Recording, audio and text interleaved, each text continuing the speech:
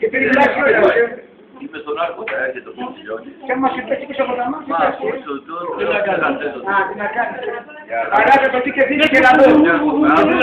Μου πήγε το σωρετάκι. Μου πήγε πέστε.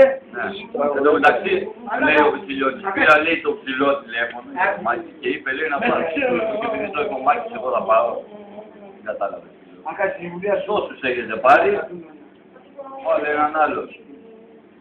Όχι, λέει κομμάτι.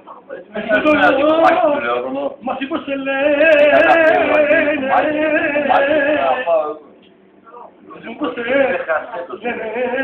Εγώ έχω δουλειά, σας το έχω πει. Το έχω πει αυτούς μου λέω. Έχω δουλειά, δεν μπορώ. Τώρα, για να πάω αύριο για δουλειά. Δεν μπορώ να πω άλλο. Πού θα με στάσει. Πώς με έβαλε εμένα. Βγάλε με και βάλε έναν άλλο. Πά να πεις δεν μπορείς να βρεις. Ρωμάρες όμως θα σου μιλάω, Ρωμάρες. Και πασχολεί. Τι έχετε πάρει. Μιλάω ειλικρινά. Μου λες τώρα. Και εγώ. Έτσι ο πες με τραγούδι. Άμα κάνω κάτω, κατεβάζω.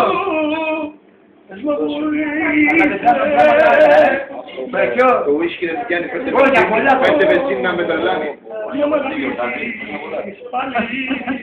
Και εσύ, Παιδιά, πες μου το όνομά σου. Θα ήθελα να σε κεράσω.